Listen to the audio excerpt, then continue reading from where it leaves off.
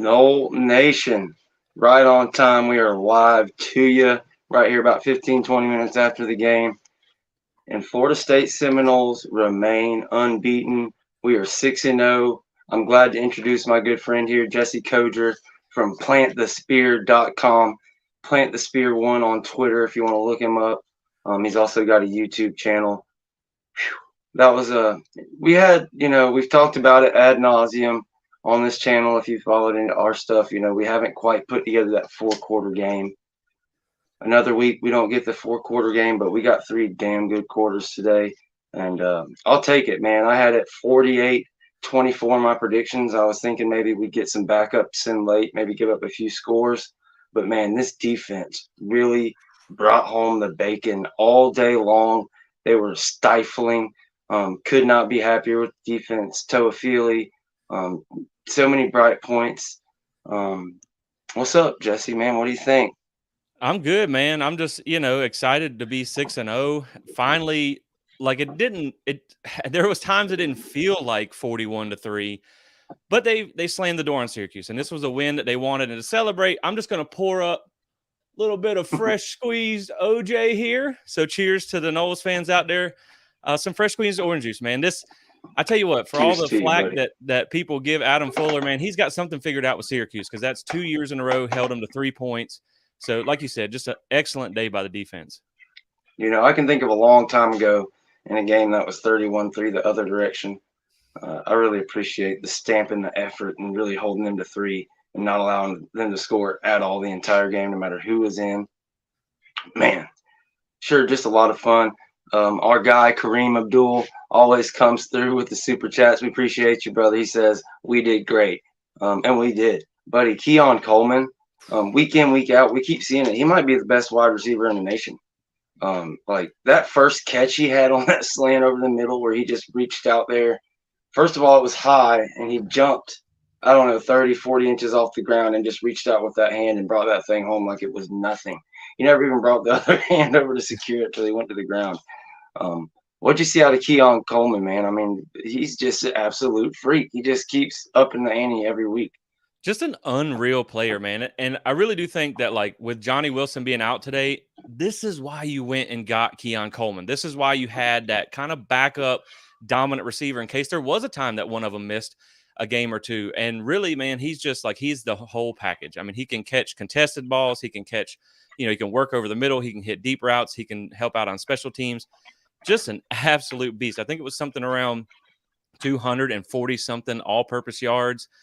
And if I'm not mistaken, I want to say that, with them honoring a former team, that I think he had on, was it the P-Dub shirt before in warmups?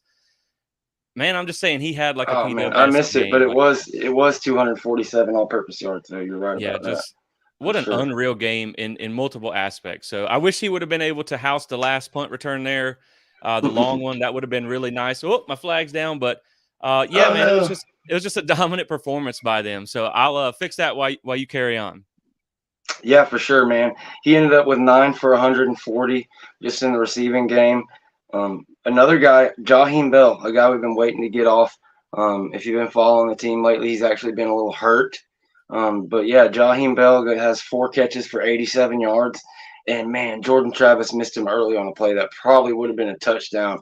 And you saw just how upset Jordan Travis was, with himself about missing that play. But man, you know, it, it's still a great game for Jaheim Bell, and I was super happy for his performance and him getting going.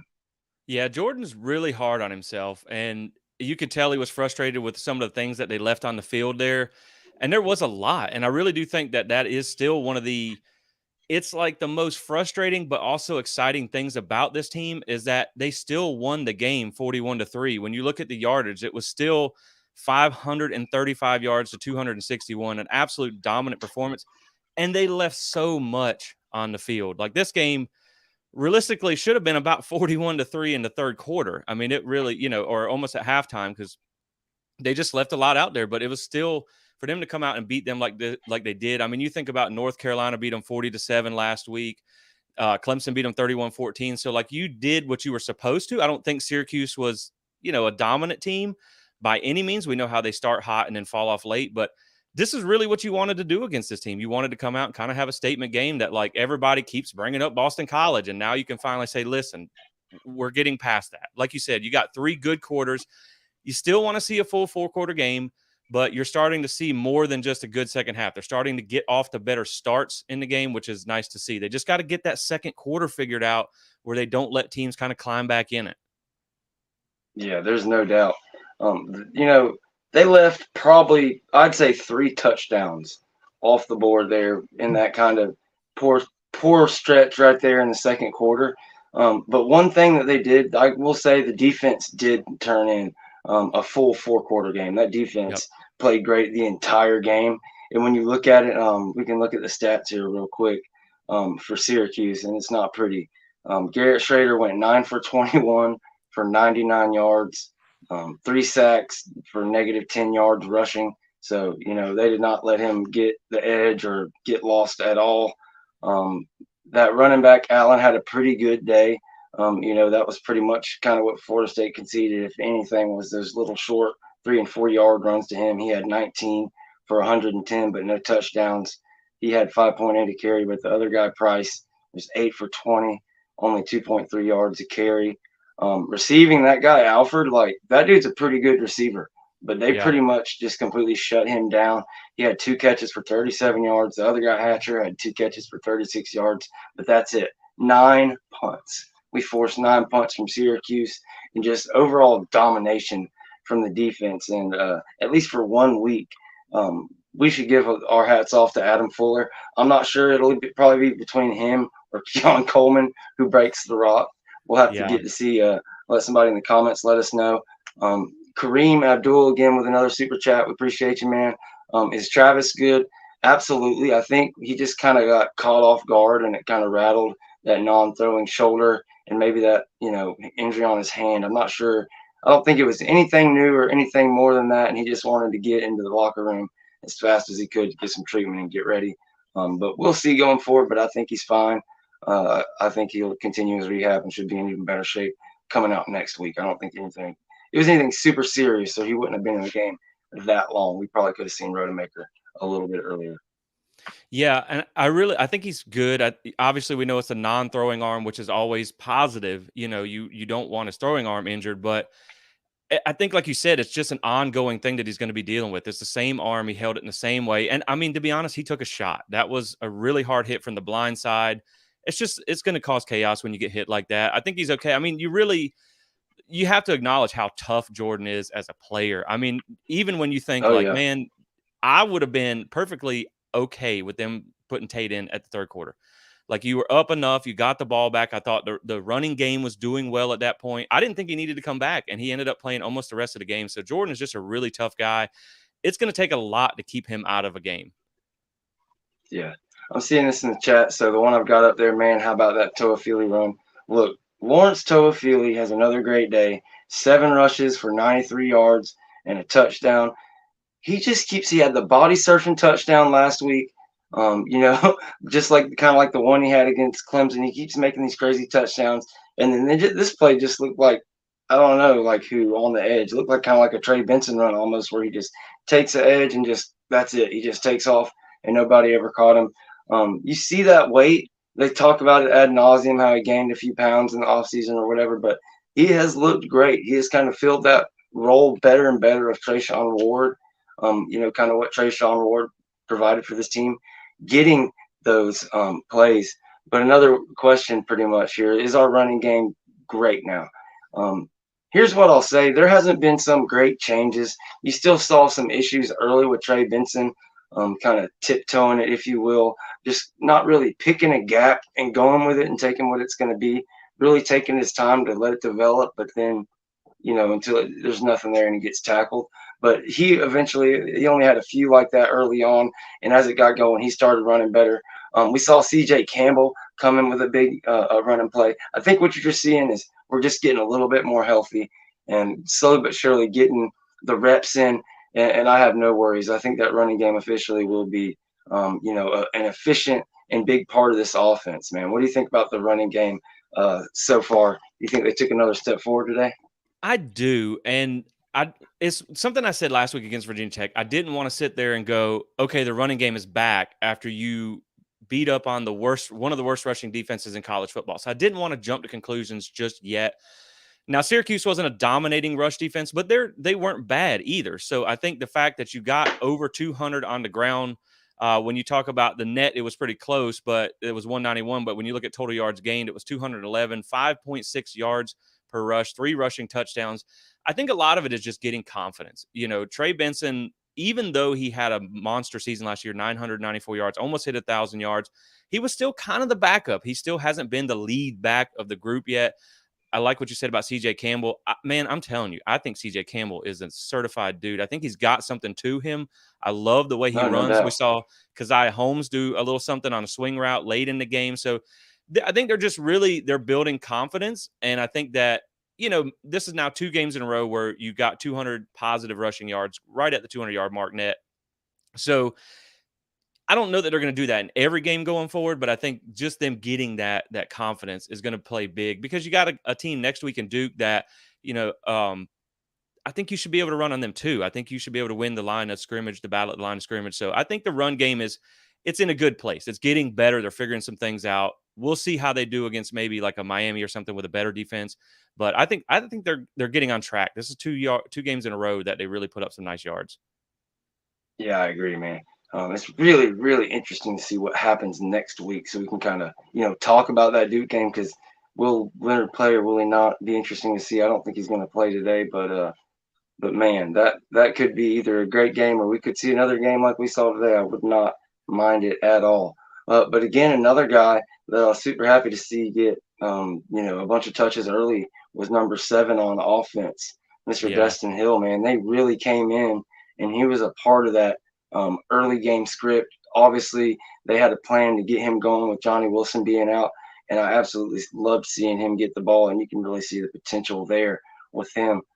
Plus, obviously, Hakeem Williams with the big touchdown late. How about these freshmen? They keep working them in. Is there anybody you saw that really stuck out to you besides, or just if you want to just Man, compound on what I said?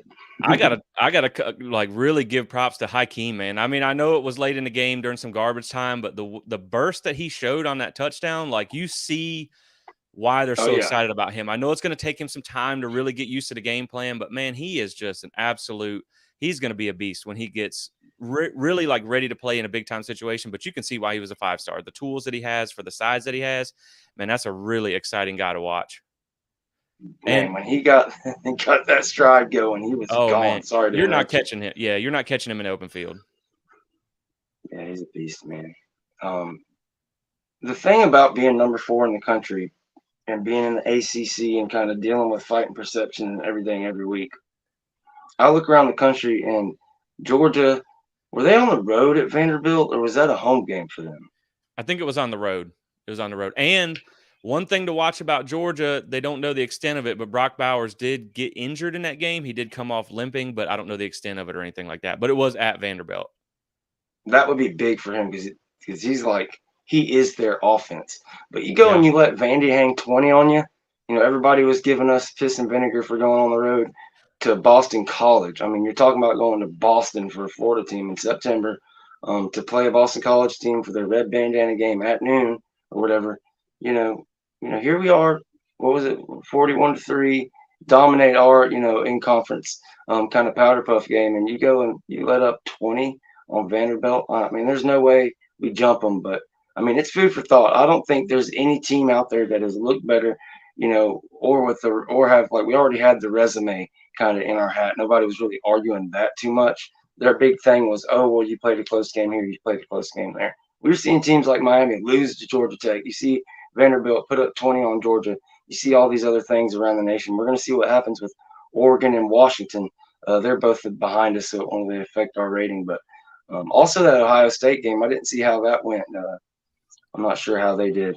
Yeah, I think it's interesting though. Like you said, you see so many close games out there, and I'm just going to kind of check a couple scores real quick while we're talking. But you talk about just teams that have had close games, and yeah, Florida State. I think like people just got to understand that that Boston College game, like, it was influenced by the flu and things like that.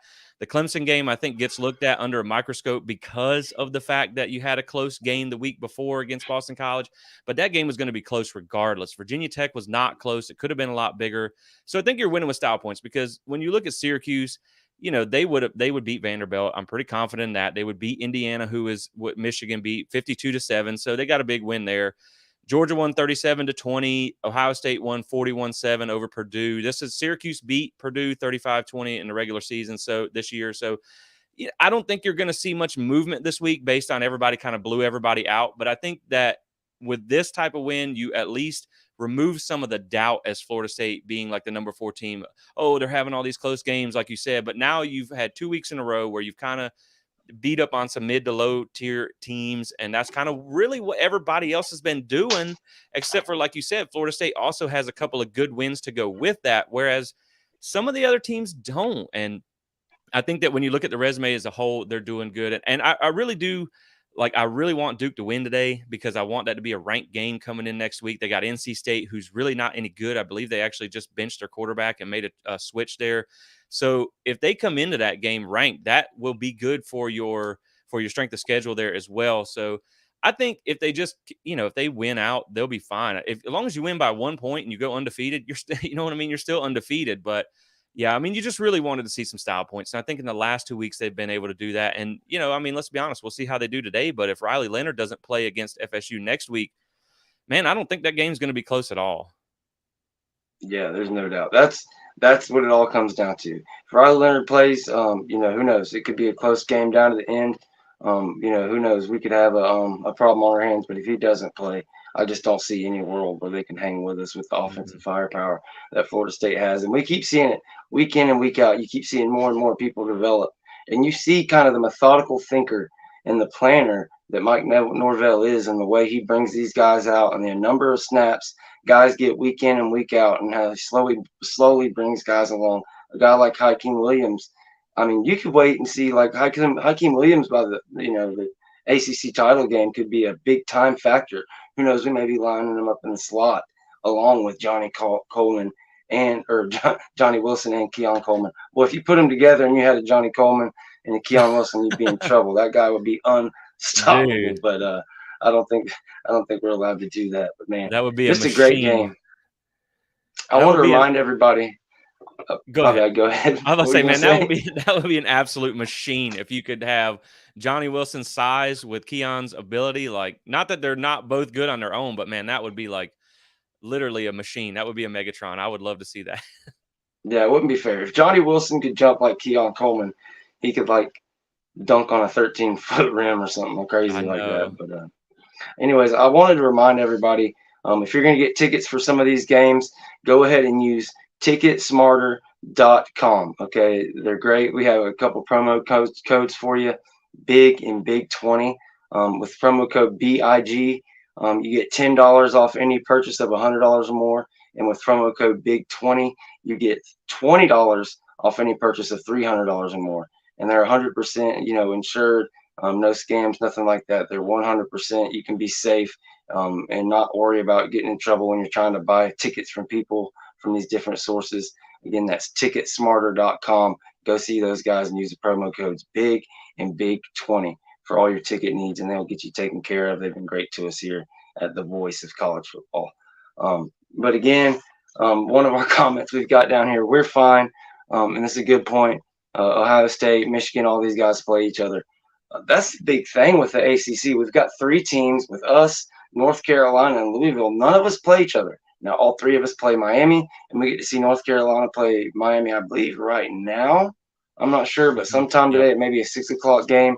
We'll see how that plays out. That'll be a big game. If North Carolina gets past Miami, who we just saw lose to Georgia Tech last week, I thought it was pretty funny how we ended the game with a knee up 41-3. I just love the irony of it. But yeah, we kind of made it through the gauntlet. We all knew in the offseason it was all about getting through September at the very worst.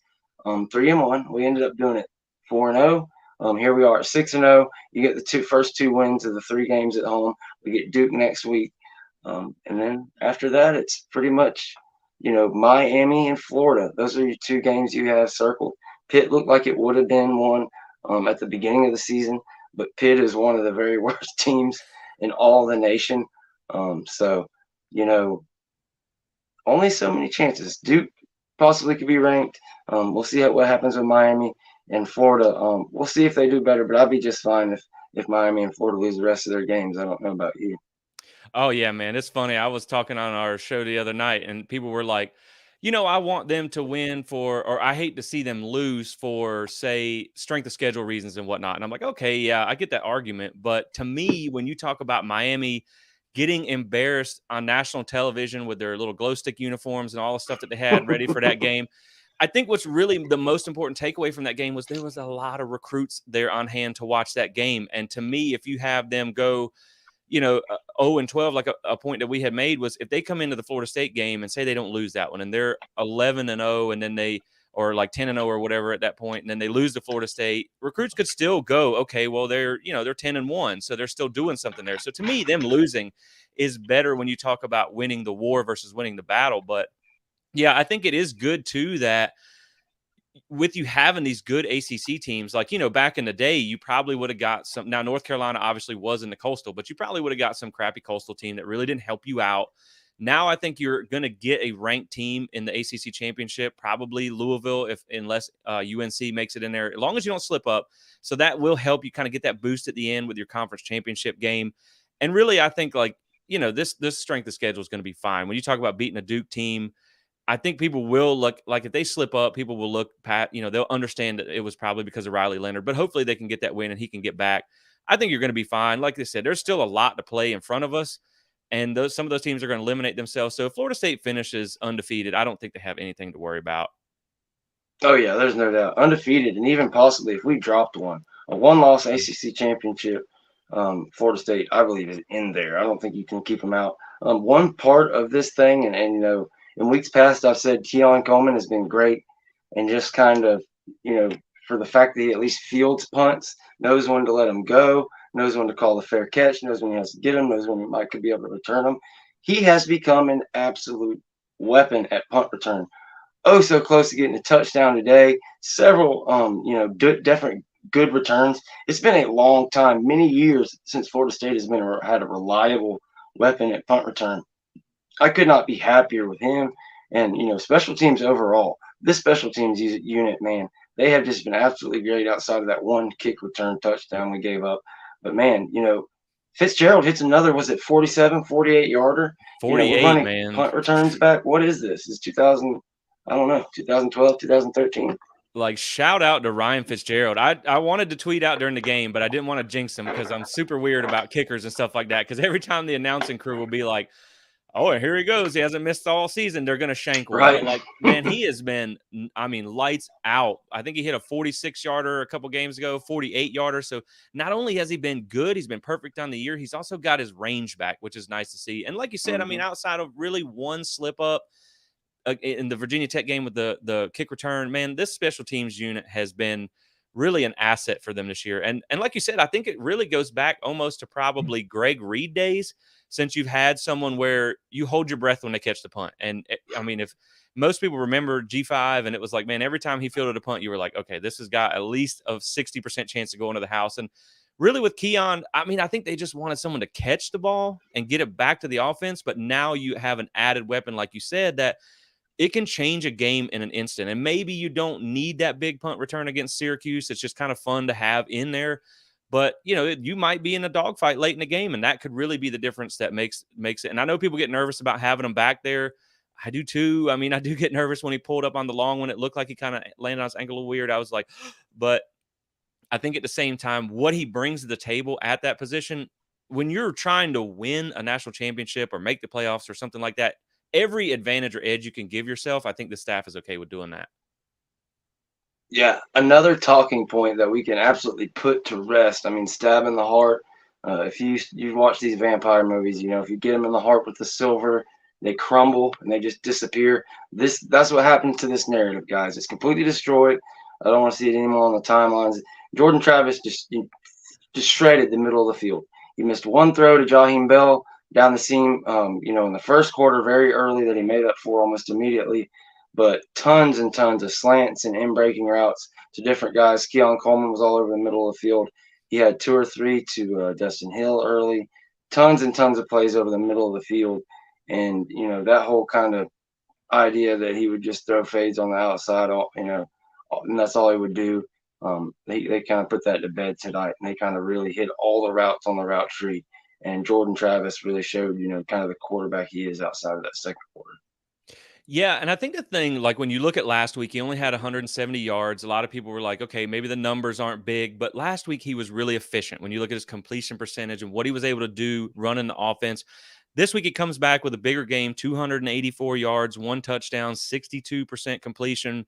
So, man, I just think like there's been some drop problems early that made things look a little clunky, and they did work the middle of the field, and I think sometimes they still force the ball a little bit to some guys. But overall, I think that you're just seeing Jordan, who's really comfortable running the offense, and I think he's really starting to find his groove. Obviously, he's still playing injured, which has a lot to do with it. I mean, you can kind of see, and this was really prominent last week, where when pressure gets through, he kind of throws off his back foot. I think he's really trying to just avoid that hit because, like I said, he's a tough guy and he's playing through pain, but I think he really, like you said, you can kind of quiet the narrative that they don't spread it around. They don't hit the middle of the field. I mean, when you talk about receivers here, you had 1, 2, 3, 4, 5, 6, 7, 8, 9, 10 different guys with a reception. So that's classic Jordan Travis game. Right. So that's big. So yeah, I'm definitely I like Jordan's the last person I'm worried about in this offense. There's no doubt, man. It's just so fun. It's been so long since you've been able to watch a game and just have so much fun. You just can't wait to see who's the next guy that's going to catch fire, who's the next guy who's going to take it and go all the way. And there's so many different options on the offense and the defense. But another big part of this game, we've been going a long way. I can't believe I haven't really talked about it. The defensive line. I believe Jerry Burst got another another sack for the stat line there. But really, their defense had absolutely no chance, or their offense, excuse me, because our defense was just in the backfield. They absolutely lived in the backfield, whether it was 4, 5, 6, 7 guys. It didn't matter whether what they were playing; they were getting pressure. And Garrett Schrader just absolutely had no time to breathe all game. And when they put Carlos Del Rio Wilson in, it was no difference for him. He came in, I believe 13. They kind of waved the white flag right there with 13 minutes left in the fourth quarter. It was 27-3 at that time. But man, yeah, this defense week by week, as opposed to last year, the big difference between this year and last year. And we've heard kind of criticism about kind of the way they rotate. They use kind of like a hockey style rotation system where they'll bring 4 guys out at once and 4 new guys in. But man, these younger guys, or not younger really, but a little bit farther back in the depth chart, guys like Joshua Farmer and Malcolm Ray, like they have really stepped up like to another level of play, and you're not seeing any drop off hardly at all with that second line, and I'm really happy to see that. And moving forward as we get farther and farther throughout the year, Fisk keeps getting better and better. Verse is getting more and more comfortable with the new rotation. And I just couldn't be happier with where this defensive line is. And I can kind of stick my chest out, pretty strongly and say for sure this is that top 10 defensive line unit and, kind of front 7 that we were expecting coming into the year. Yeah, I really think that you are seeing them take over games. And this was one of them. I think last week they played well too. And like you said, I think it's a kind of it's a long season long type of plan what they're doing right now with their rotation. They don't want to overwork some guys because it's a long season, and that realistically when you have guys like Malcolm Ray, like Dennis Briggs, these younger guys, even like Gilbert Edmond is a guy who's been making some plays. I think when you have a second string rotation, if you want to call it that, the number 2 rotation, when they can come in and dominate a game as well, I think that is great because then you can keep those top guys fresh. And what you're seeing, and this is something Norvell talked about where, we talked about this on the last episode where they're modeling it after the teams that have had success at the highest level, and that's winning a national championship. And you really can't complain when they do that. And so, like when you talk about them winning the second half, winning the fourth quarters, that's part of it. Like, you have these guys who have been rotating the whole game, and now in the fourth quarter, they're not gassed like the offensive line, who doesn't rotate like that. So I think it's bringing it in waves, is doing really good. And as much as we talk about the defensive line and how dominant it can be, I really got to tip my hat, man. For as much flack as they caught the first few games of the season, this secondary has been playing really well the last 2 weeks. I mean, you have 9 PBUs by Florida State, 3 sacks. You had a lot of they are on top of these receivers. They are playing tight coverage. I think one thing that stood out to me today, when you're looking at the defense, they played really aggressive early in the game. And this was probably the defense's best game. I mean, they just were lights out in this one. And that secondary, man, they look like they figured it out. Shout out to Fentrell Cypress, a guy that's taken a lot of heat throughout the year.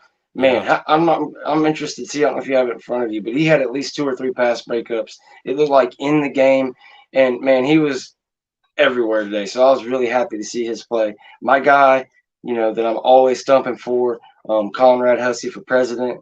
He actually made a couple boneheaded plays today. I'm not sure, because it's kind of hard to see from the original tape. I'll have to go back and watch and see how much he played in the second half. But yeah, lots of young guys got in there, and for sure the best, kind of game our defense has played. But yeah, the defense they carried today, it was unreal. In that second quarter, it just seemed like 3, 4, possessions in a row. We kept giving it back to them. They give us amazing yard opportunities, inside the red zone, and we keep putting them back in more and more precarious situations, and they just kept stiffening and give the ball right back, like it was nothing. So that what we saw a real championship defense today. And yeah, it was Syracuse. We're gonna have to see it against the big guys, but we have, who's held LSU for? I believe we still to this day have held LSU to the fewest points they put up all year at 24 in that week 1 game. This defense is legitimate. There's no. I mean, what is this? 3 quarters, 3 points. Yeah. I mean, they gave up 0 in the second half of Virginia Tech. 3 in the first half of this game and 0 in the second half. So Adam Fuller is going to end up like somebody give that man a pat on the back. And it's kind of like one of the biggest things, one of the talking points is all these total yards and all this shit. Well, I won't curse. One of these big talking points that drives me nuts is like total offense and total defense. People wanted to talk about it 3-4 weeks into the year when you played – all these different high school teams, and Florida State's already played 3 P5 teams, including LSU and Clemson.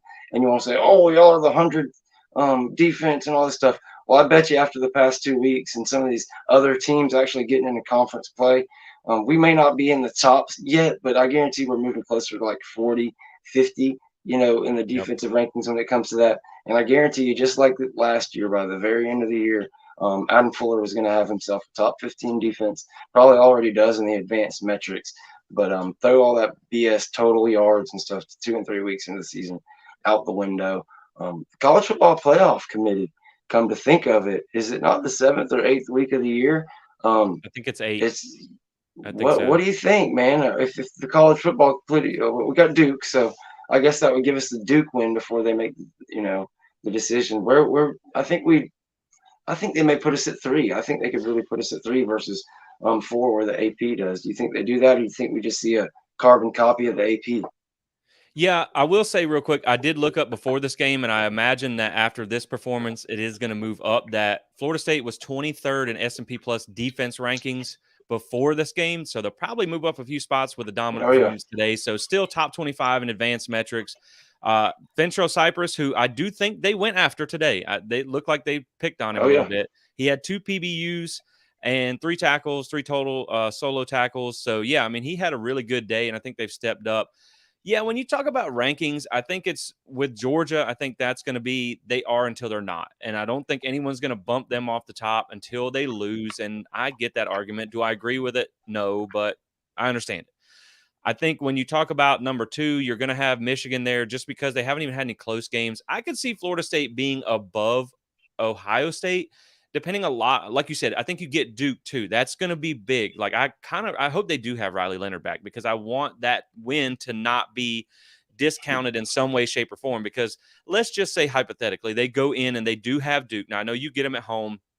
But say you go in there and you just, I don't know, you just wax Duke or something like that. Because say you beat them 28-7 or even something like that.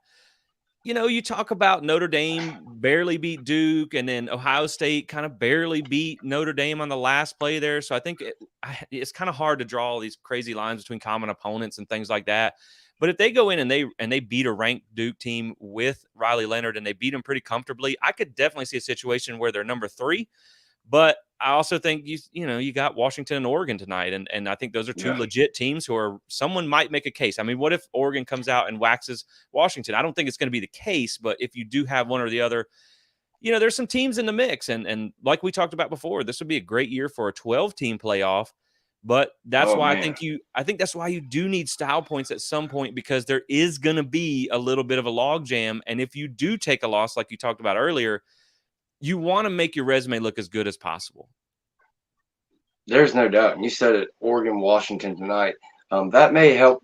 Obviously, going to help one of them. They're going to boost ahead.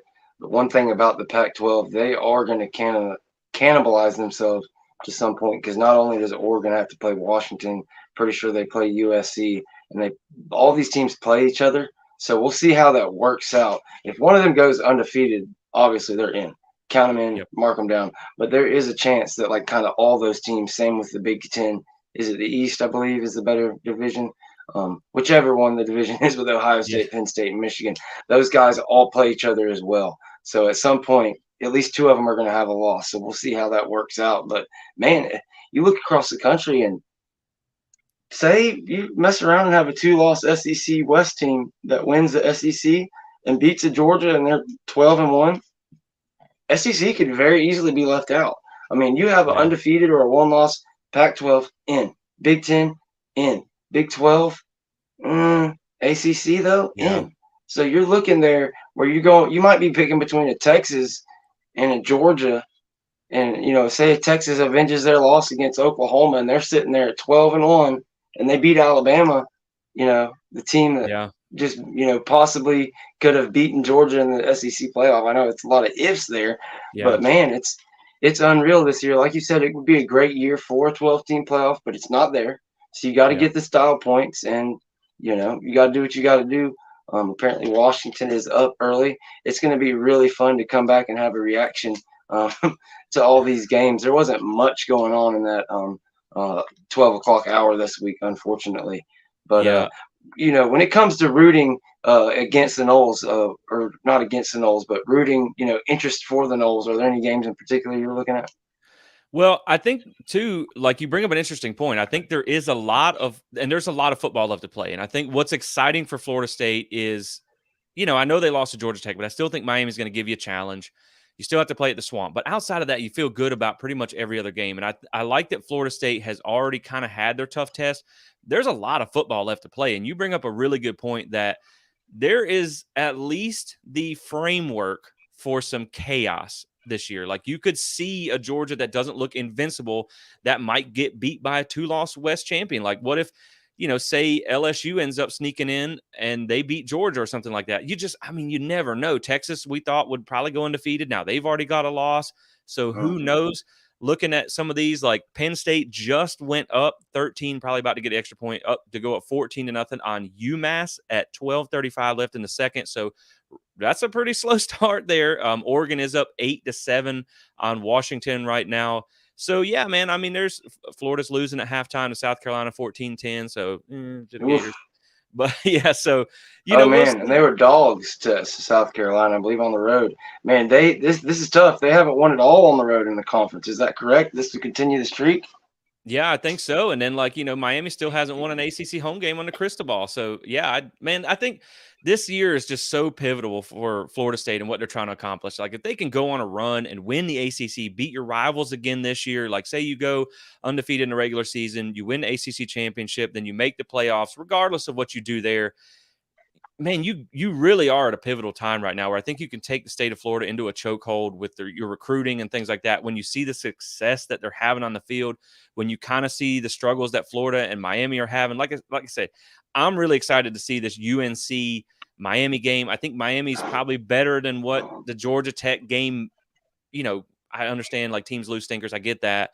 they're probably better than Georgia Tech, but they still lost the game. But, if they come out and get smoked by UNC tonight, that's going to be kind of fun to watch too. So, because I'm like you, man, I'm fine with Miami going 0-12 every year. I got no love lost for the Hurricanes. Yeah, man, but I mean, they got Tez Walker back, Drake May, you know who he is. I'm hoping to see Amari Gaynor get a couple sacks on Van Dyke like he has in the Yep. past for Florida State. So yeah, let's hope. Despite all the everything, all the different implications, I'm fine with Miami getting their butt whooped. But honestly and truly, for Florida State, it'd probably be the best thing for Miami to beat North Carolina, Yeah. stay ranked, improve their status for when they come to Doak Campbell, give a loss to North Carolina. You probably take Louisville over North Carolina. Yeah. As good as they are and as disciplined as they are, it comes down to weapons at the highest level. And UNC has a little bit more that scares you than Louisville. Louisville took out Notre Dame, but that's Notre Dame coming off this game, and that game is like, wow, Notre Dame's schedule is one of those ones that has a bunch of names. And these names over the years have been kind of up and down, so they haven't got a lot of respect for those wins. But a lot of these teams are actually really good now. They have USC and all these different. Yep. They played Ohio State already in that tough game, and Louisville caught them. Louisville beat them, and I believe Notre Dame has another tough one this week and another tough one next week. So Yeah. Notre Dame. They got a rough USC. stretch of it. Yeah, they got USC today, but they get them at home. But still, USC doesn't play any defense, but that Notre Dame offense has struggled a little bit against some tough teams now. And then, yeah, man, I do think, like, as much as it makes you sick to your stomach, you kind of do got to root for Miami against UNC. You don't have to root for them, because I'll never root for them to win. Like, I will laugh the same if they lose 50-0, then be like, well, that was probably good for us if they win 17-16 or something like that. But yeah, Alabama won by 3 points today over Arkansas. So, everybody's had their struggles. Oh, man. Yeah. Yeah, that was a tough one. And then you got LSU and Auburn tonight. It is in LSU, so hopefully LSU can keep winning. I think you need that for your strength of schedule, of course. But, yeah, man, it is funny, though. Like, when you pick the two, I think immediately you want Louisville. But something that we actually talked about on the last episode of our podcast was, like, when you just look at the records historically, like, Mac Brown cannot beat Florida State. So That's true. I kind of selfishly want UNC, but I think anytime you look at, like, Drake May and having just that kind of quarterback, I think you probably would take Louisville in that game. Yeah, for sure. That's an interesting point. It is weird because going back to like 20 and 21, didn't we beat them both years? They were number 5. Yeah, I know they were number 5 when we beat them the first time. And that's another thing, is you kind of compare these coaches. You look around the nation, a lot of these coaches in their second year are struggling, including, like I kind of talked about earlier, Billy Napier said they're down at half. Look, in year 2 for Florida State, it was ugly. We lost to Jacksonville State. We started off 0-4. You end up losing that game to Louisville, but you see a spark, and then you go down the road and you win 5 out of 7, and you found a quarterback in Jordan Travis. And you found an identity kind of on both sides of the ball, and you started that real climb. At that point, something kind of clicked and moved forward from that point. And you still had some signature wins throughout that time, even when you were terrible. You beat a top 5, North Carolina. You get 4th and 41. What was it? 4th and 14 Miami. on the Miami. 4th and 14. That's right. Yep. And then you get a 40-yard, play down to the 3-yard line on 4th and 14 against Miami. You have all these signature moments. When you look over at Florida and Napier, it's getting pretty dicey where they can't win any of these road games. They need to have that signature. They need to pull off this. If they could beat South Carolina, it would be huge. And we've talked about it a lot. I know you're not a huge recruiting guy, but let's talk a little bit of recruiting a little bit. Man, if Florida can't get it going, if Miami gets blown out by UNC, it's something that I talked about a lot at the beginning of the year. One guy, a direct impact that the play of these guys on the field have, is a guy named LJ McCray, along with UGA, another team that's kind of in it for him. And LJ McCray, a guy that we had on campus super early in the recruiting process, a guy that we really loved early on and maybe kind of lost sight of that recruitment. He was heavy Florida, UGA lean for a while. But all of a sudden, Florida State all along, Mike Norvell really wanted that last official visit, and we got it. I believe it was last week. He comes for his final official visit. He used the rest of them, I believe, during the summer and during the offseason. But we get that final official visit from LJ McCray, and now he announces he's going to be committing next week.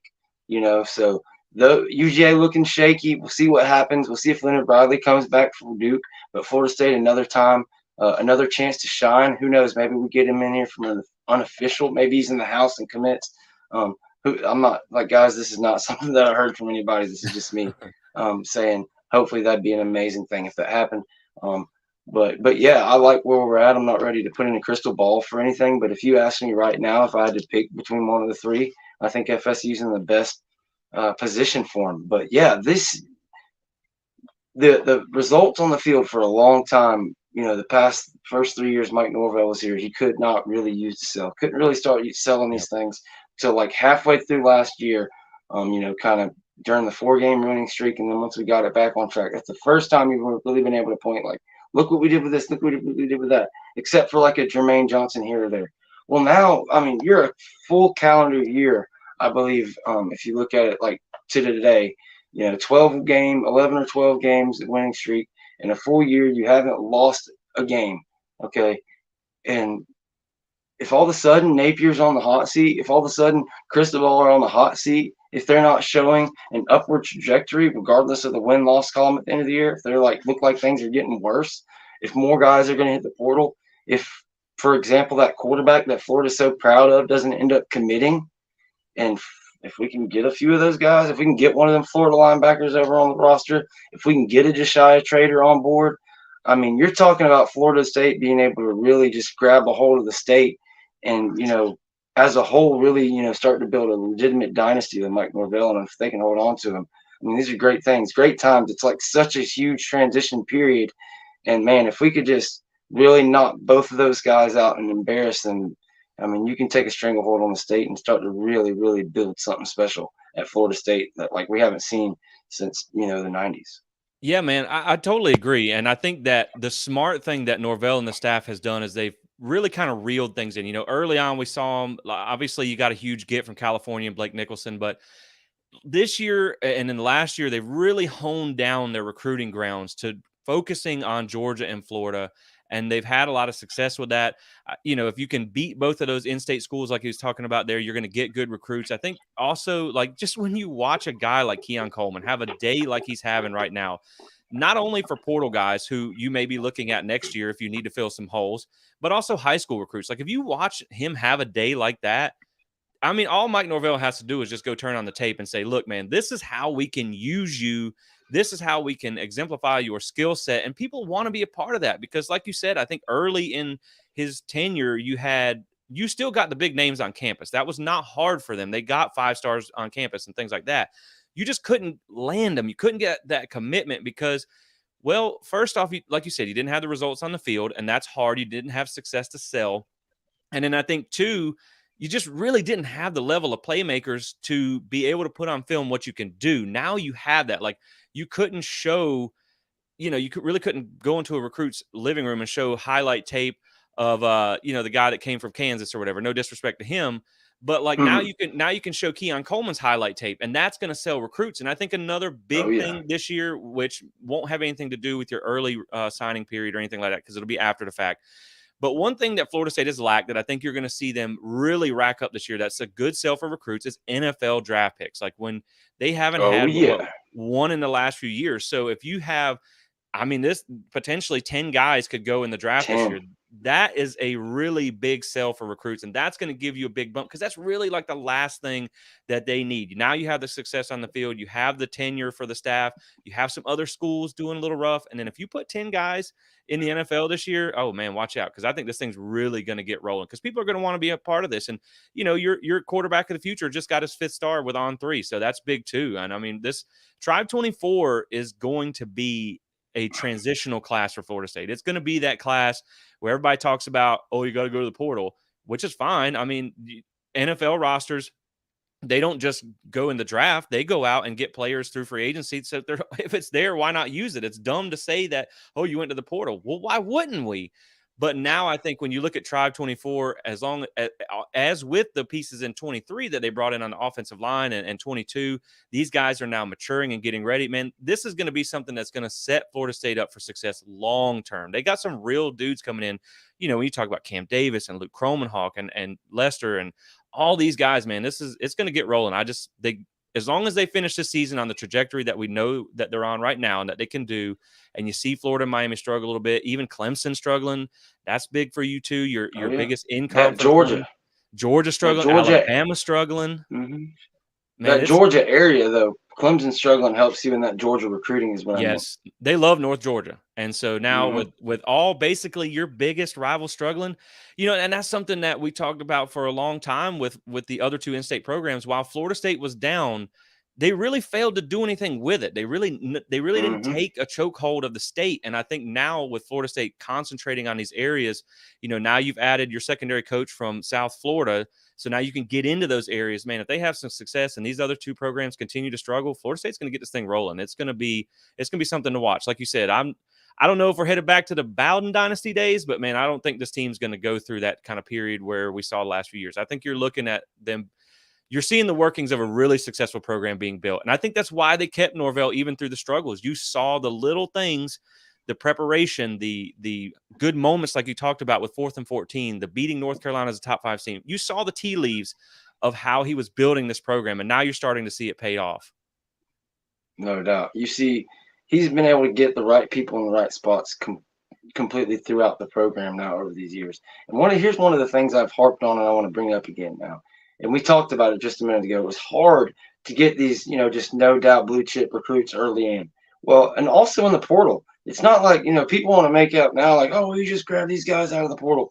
His first 2 portal classes were not these guys who were excuse me, not these guys who are already studs at big Right. programs. He was Right. getting like Trey Benson with 0 stats hardly. Johnny Wilson with Yep. only 100-something yards. He was getting Jermaine Johnson off Georgia's bench. He was getting these guys and bringing them up to different levels. Or Jared Verse from Albany, bringing them up. And just using literally some of the best, in my opinion, the best evaluation of talent in the entire nation when Yep. you're looking at guys, especially at this level. Just taking high school out of it, just if you want to get it, looking at guys at the college level, whether it be D2 or FCS or even, Power 5, he was able to pick up on diamonds in the rough and guys that really other people didn't want. They weren't finished Right. products. Now, this year, he was able to go get a Keon Coleman who was already that dude at wide receiver. He was able to go get a Braden Fisk, a guy who was at a bit of a smaller school, but still Western Michigan is no Albany, and we knew who he was. We were able to go get a Fintrell Cypress from Virginia, a guy to ready to just step in and plug into these different spots. And you're seeing now how dangerous that is to go along with the high school guys. And now that he's going to be able to bring in, you mentioned Tribe 24, Luke Cromenhawk gets his 5th star to go along with the rest of, just so many studs in that class. Even though he's dropping because he left Georgia, we have what was the number 1 tight end in the class for like a year and a half in Landon Thomas. You have 5-star wide receivers all over the place. Charles Lester, KJ Bolden, who's like I believe the number 8 overall on 3 now. Just an absolutely packed class. When you can get that along with who Norvell is going to get in the transfer portal and just keep building and keep building, it's going to be really scary. Because right now, as it stands, Florida State, when you look at the high school talent, they're somewhere in there in maybe the late teens to around 20. When you look at high school recruiting talent, when you start throwing in 3s and 4s and 5s and, fighting for top classes, by next year in 2025, really, you're looking at a squad that's going to be one of these teams that you look at more like in the vein of a Michigan or Ohio State, where you just know kind of going into the season that they're a cut above and, nobody's really going to question it. We see that in this kind of one-off year, kind of through, like I said, the portal guys we're going to be able to put and everything that went together. But after this year, when you lose 10 guys to the NFL, it's going to take a little while, but there's not going to be the giant drop-off that people think. Like, they are preparing systematically. Mike Norvell has guys ready and is getting them snaps. And, to go along with the defensive line, some of those young guys that they're getting in through these 8-10-man rotations will be left and not in the NFL next year and will be all the better for it. Yeah, man. And I think, like, when you look at this roster, when you look at the offensive line, really on paper anyway, your best offensive line haven't even seen the field yet. When you talk about Oh, man. Armella, when you talk about Lucas Simmons, when you talk about that big 22 class that they brought in, Lucas Simmons in 23, like, your best offensive linemen haven't even seen the field yet. And because of the depth that you've now built, they will all be 2 to 3 years in your system before they get on the field. You see the talent at defensive back and Azaria Thomas, Conrad Hussey. You name it, you can keep going. Vandrevius Jacobs, all these young guys, Hakeem Williams that you got excited about, you can get excited about for the future. The quarterback room looks the best, going forward in the future, as long as you keep Cromanhawk in the class, which I don't, there's no concern about that. You have one of the best, you've been in the best situation in the quarterback room that you've been in a long time. And what I'll say about the portal is, I find it hilarious how other fan bases go, you guys built your roster out of the portal.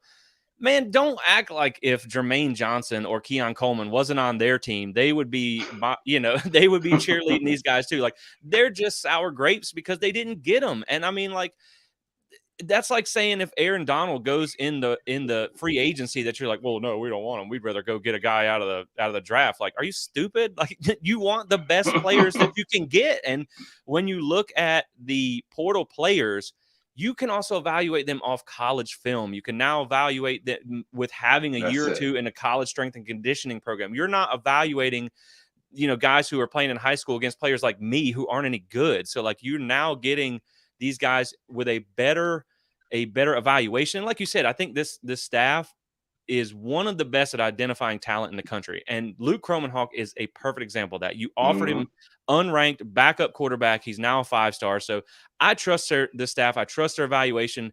And while I think the portal won't be as full going forward, I think it was really just a mad rush the last few years. There's still going to be pieces. And now that they've shown that they can take these guys and put them in the league, like a Jermaine Johnson, like a Keon Coleman in the future and all this stuff, it's going to be an easy sell, and they'll continue to have these success. And I think when you can mix proven parts with up-and-coming parts, I think that's a recipe for success. And I'm not mad at them at all. I just think everybody else is mad because of the success FSU is having from the portal players, and they don't have the same. So I think it's really just sour grapes. Yeah, absolutely. When you go down the list and you actually look at it, it's like Miami's taken more the past 2 years. A lot of these other teams are right up there with them. They just don't have the hit rate. LSU, they all took big time classes. Absolutely. That's the difference. That's the difference, the big time hit rate. And that's been the difference for Mike Norvell. Having limited options those first couple years, he just had great hit rates. He filled hole after hole after hole till he's gotten to now where all the holes are filled. The depth is there. And you just love it. And just to remind you guys again, the big sponsor for the show is Ticketsmarter.com. If you want to get your tickets for any of these games, you want to go check out a Florida State game, go check out Ticketsmarter.com. Enter promo code BIG for $10 off any purchase of $100 or more, and promo code BIG20 for any purchase over $300 or more. You'll get $20 back. PlantTheSpear.com, man. This guy right here is that dude when it comes to graphics. He's got all kind of great articles. He's got his own podcast. Is there anything you want to plug before we get out of here? Man, just really enjoying this season. Like, I think when you step back and you look at Florida State being 6-0 and winning the way they are, I'm just enjoying this ride. And, like, it's really fun to talk about this team. I love coming on with what you're doing here at Renegade Report. It's just been such a fun time.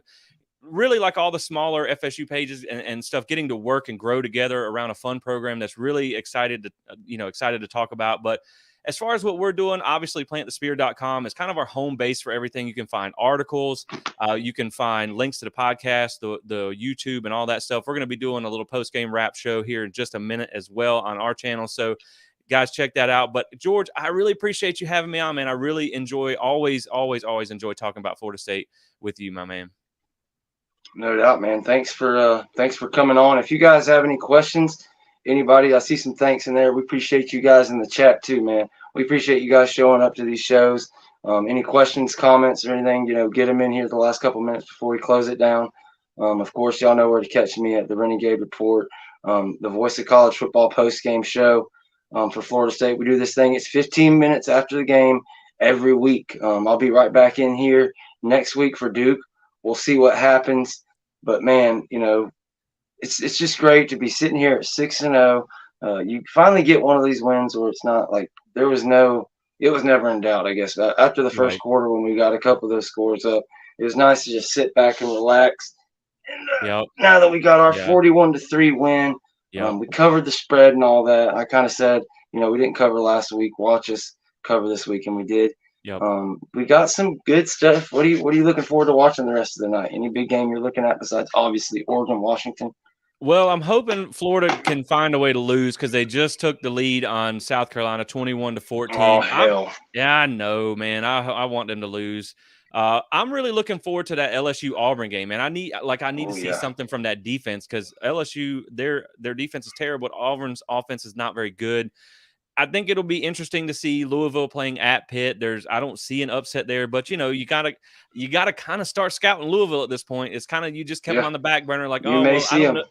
Right, like, I don't know that they're gonna be that good, but they got an easy schedule, and now it looks like, okay, well, you better watch that. And then, of course, the one I'm gonna be glued into is gonna be Miami, North Carolina. I don't think as shit. a ACC player, like, you can't not watch that game. Comes Has that one on kicked off? 7:30 tonight. Okay, it's tonight.